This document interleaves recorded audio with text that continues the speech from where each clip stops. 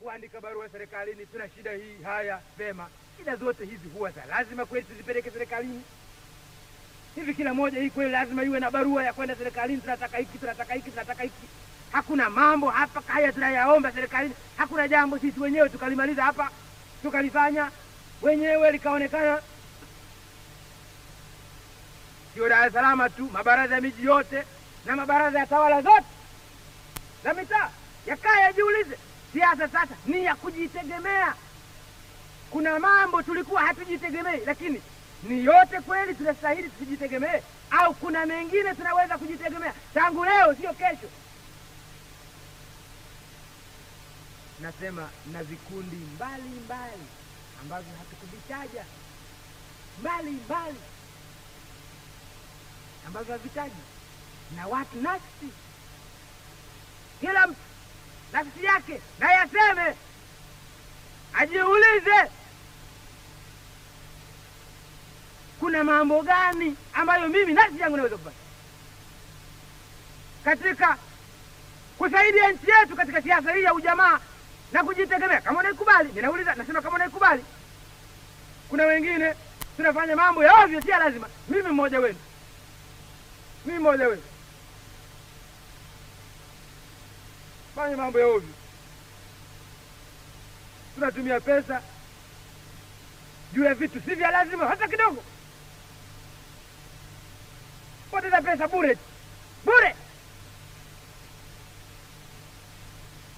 Unanunua kitu, tunatumia pesa za Msukuma, za pamba au za kahawa.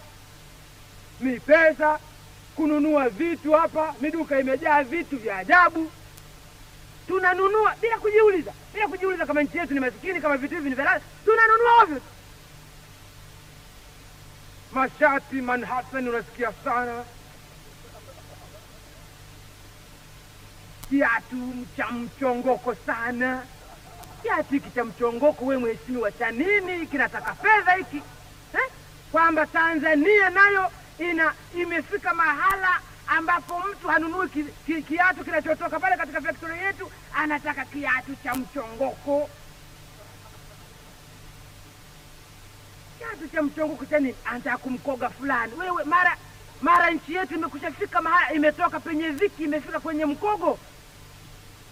Mara tumefika hapo.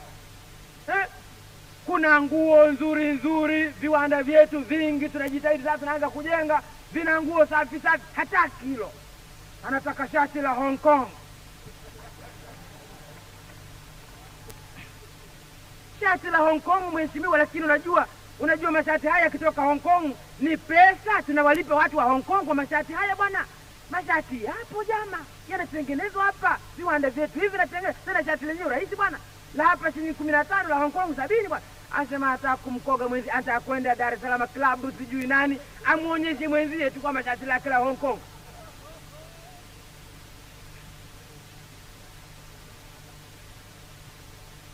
Waheshimiwa wote, kila mmoja wetu, na mimi naambieni, mimi mmoja wenu, mimi nina miswali naweza nikajiuliza mingi nikitazama miguo yangu. Hii miguo yote hii ni pesa, hii imekwenda bure. Ilikuwa ya lazima miguo hii? Nina mikoti mimi.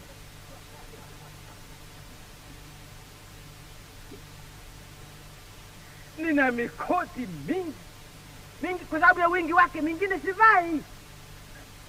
Hata ningevaa koti moja nianze na koti Jumatatu, koti Jumanne, lingine Jumatano jingine, nusu mwezi sijaimaliza mikoti yangu. Ya nini ya Rabi mikoti hii?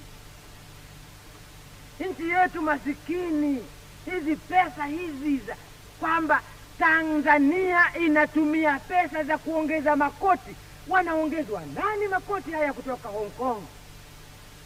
Kumbe makoti haya wanakuja kuongezewa watu ambao wana mikoti ya kutosha.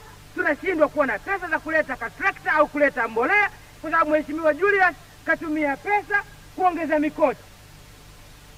Basi wananchi nasema, kila mmoja wetu ana swali anaweza akajiuliza.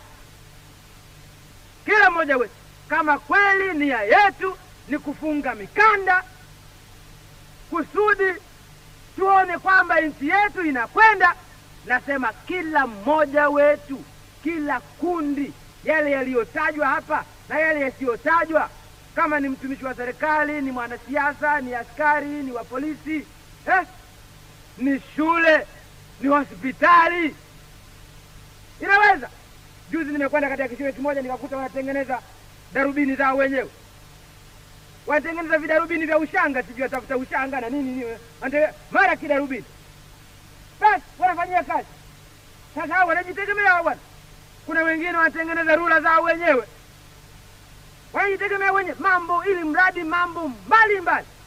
Midara yetu inaweza kujiuliza. Wanaagiza viti kutoka nje. Tena unamuuliza mtu hivi viti vinatoka wapi, nchi ya wakubwa? Kwa nini? Anasema quality yake nzuri sana. Quality yake nzuri sana maana yake nini bwana? Tuna viwanda vya viti hapa, watu wanatengeneza furniture hapa Dar es Salaam, hali pengine wanatengeneza furniture. Sisi viti vyetu viagizwa kutoka katika maduka ya wakubwa. Hapa hatuwezi sisi kutengeneza viti hivi. Lakini mheshimiwa mmoja ameona tu kiti cha kutoka Kariakoo hakifai, anataka kiti cha kutoka wapi sijui wanasema wenyewe.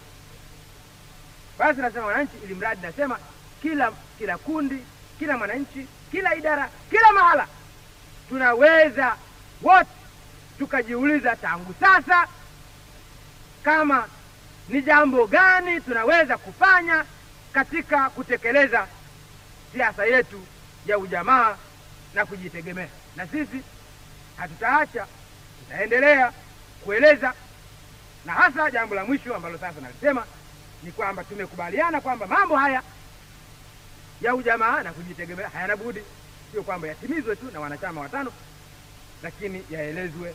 Na tungependa viongozi wetu wayaelewe, wayajue, kwa sababu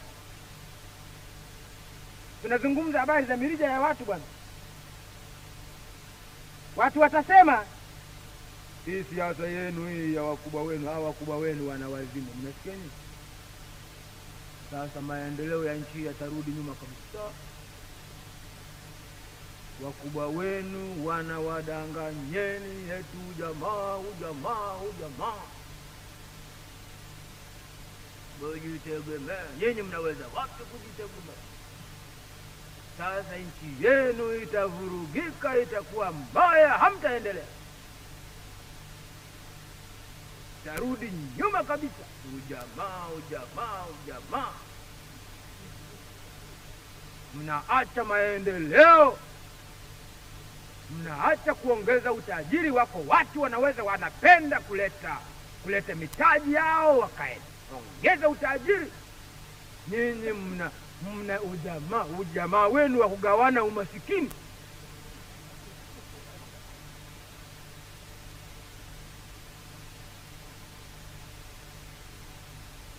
Mnavurugiwa nchi yetu.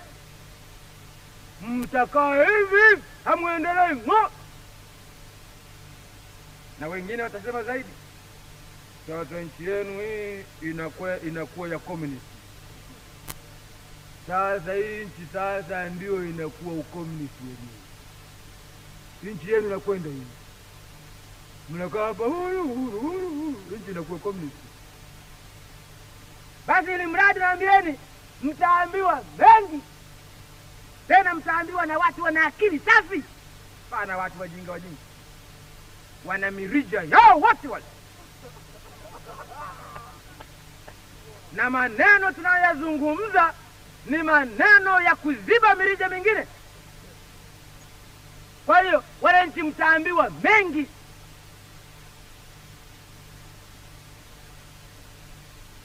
Mtaambiwa ujamaa si jambo zuri. Mtaambiwa kujitegemea, mnajidanganya tu. Sasa na hao watakaowaambia naambieni ni watu wana akili, si wajinga hao. Si wajinga. Sasa tunataka viongozi watano nao wawe tayari kuwakabili wanyonyaji wakubwa, wawajibu. Mko tayari? Majibu mnayajua. Kwa hiyo kazi yetu moja ambayo tufanye ni kwamba kwanza tunataka wanachama watano wajiulize wenyewe. Wanachama watano mnaonisikiliza, jiulizeni wenyewe. Mnakubali ujamaa au mnasema tu kwa mdomo? Na sasa nimewaeleza maana yake. Nimekwisha waelezeni maana ya ujamaa ndio hiyo. Unaikubali au ulifikiri ujamaa ni njia moja ya kunyonyana hivi mkubwa na mnyonya mdogo na mdogo na mnyonya mdogo zaidi? Wanachama watano hamna budi mjiulize kama unakubali siasa ile ya ujamaa, kama unakubali siasa ya kujitegemea, na kama utakuwa tayari kumkabili yeyote hata shetani. Kama anakuambia siasa iko siasa nyingine nzuri zaidi kwa nchi yetu kuliko ujamaa na ukabaila, kuliko ujamaa na kujitegemea, mwambie nyinyi waheshimiwa mliojua siasa nzuri sana namna hiyo, mlikaa hapa miaka yote, mbona hamkuitumia tukaendelea? Wende wazimu wanyonyaji wakubwa.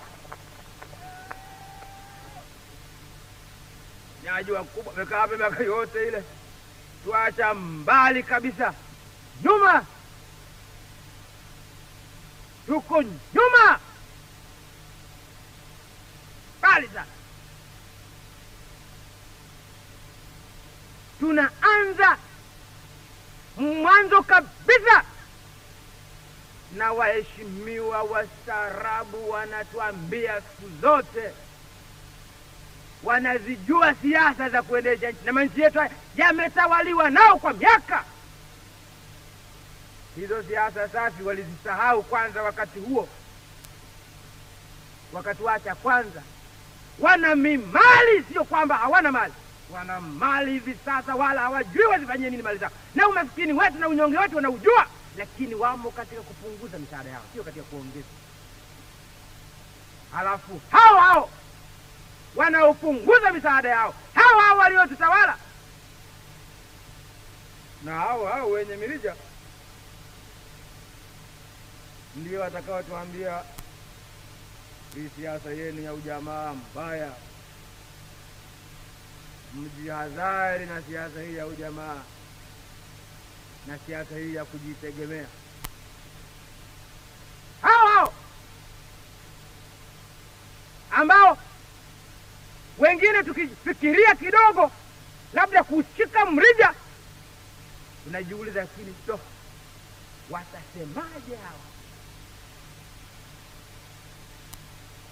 Watasema kwamba siasa hii ya ujamaa na kujitegemea inakuja kuondoa sasa uhuru hapa, uhuru utakwisha, mali itakwisha, maendeleo yatakwisha.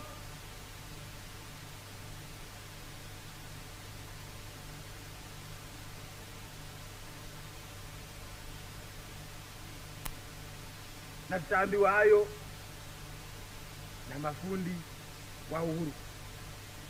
Na mafundi wa uhuru katika dunia hii, wale wanaojiita wenye uhuru, ndio mafundi wa uhuru. Wao ndio nchi zao ni uhuru. Ndio hao wenye makoloni, ndio hao wenye mirija.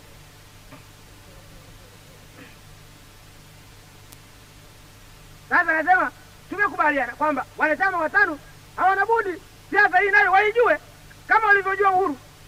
Kama ilivyokuwa hakuna mtu anaweza kuwapita katikati akasema kutawaliwa ni jambo zuri. Tunataka wanachama watano sasa vile vile wajue kwamba ubepari na ukabaila baya.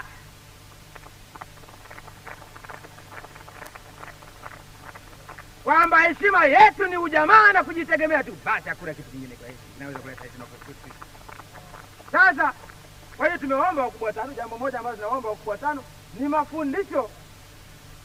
Tumeiomba TANU lazima ifundishe sana wanachama wake maana ya siasa ya ujamaa na kujitegemea.